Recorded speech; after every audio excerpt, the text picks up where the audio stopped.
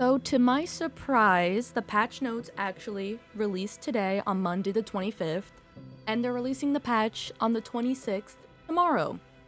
So, that's pretty exciting. I wasn't expecting this patch.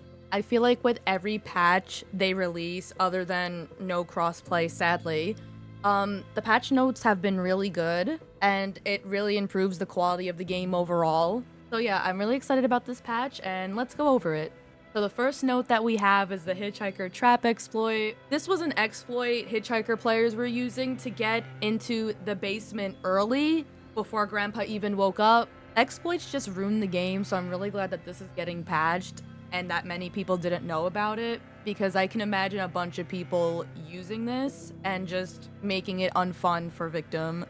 Alright, the next one that we have is Hitchhiker Trap interaction issues, where if you got stuck in a trap, you wouldn't be able to go through crawl spaces, etc.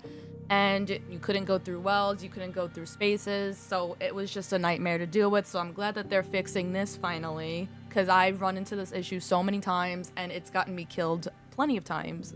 The next note that we have is Johnny and Sissy's lunge. This was the bug, or exploit, whatever you want to call it, that people were using to move really quickly along the map.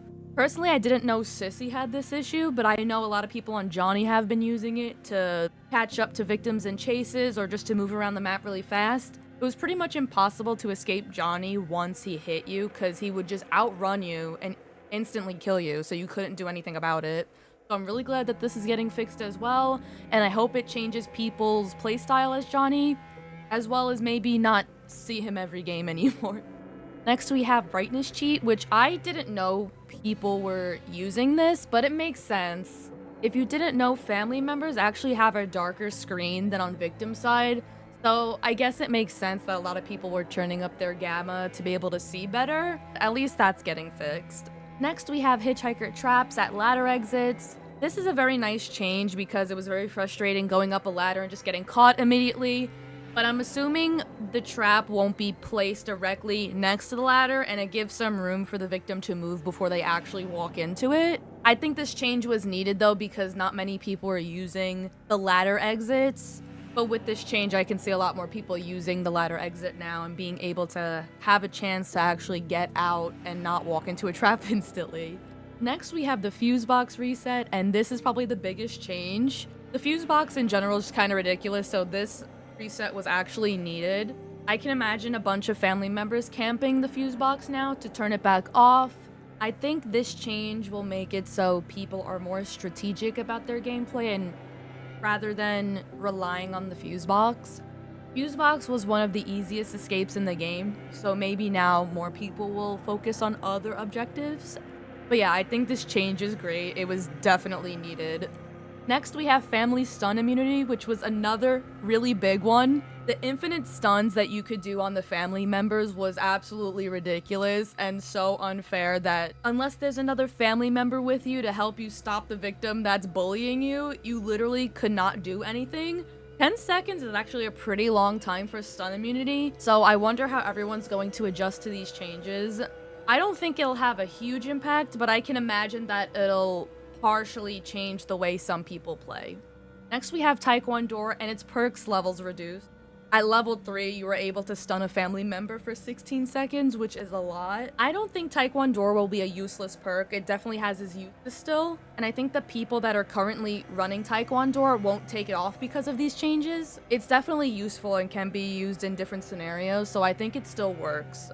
Next, we have Agitator perk levels reduced.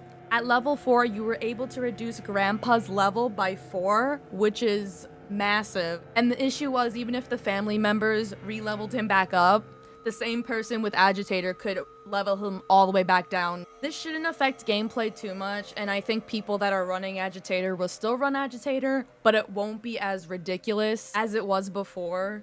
Next, we have stealth performance in minigames. Now I'm wondering if this means people will need to have higher stealth in order to be more quiet. So for example, on most of my characters I have 41 stealth. 41 stealth is enough to be quiet and not alert Grandpa or any of the family members. So they might have changed it where you need even more stealth to be more quieter. Because right now the problem is too many people are alerting Grandpa at the start of the game, and they're trying to get more people to use stealth. So I'm not exactly sure what this change means, but yeah, I guess we'll see tomorrow what they mean then. And lastly, we have Leland's ability stun duration. I wish they were more specific on the duration of the base stats and then the new stats that they changed it to. I'd imagine it's significantly shorter, but we will see in tomorrow's patch. And that was all for these patch notes. I can't wait for the future updates that they do. And lastly, I can't wait for the new cosmetics, family member, and victim to come out. I am waiting on that still. But yeah, that's the end of the video. I hope you enjoyed. Let me know what you guys think. What changes are you looking forward to? What changes aren't you looking forward to? Or whatever else you want to comment. Thank you for watching. I hope you have an amazing day, and I love you all. Bye!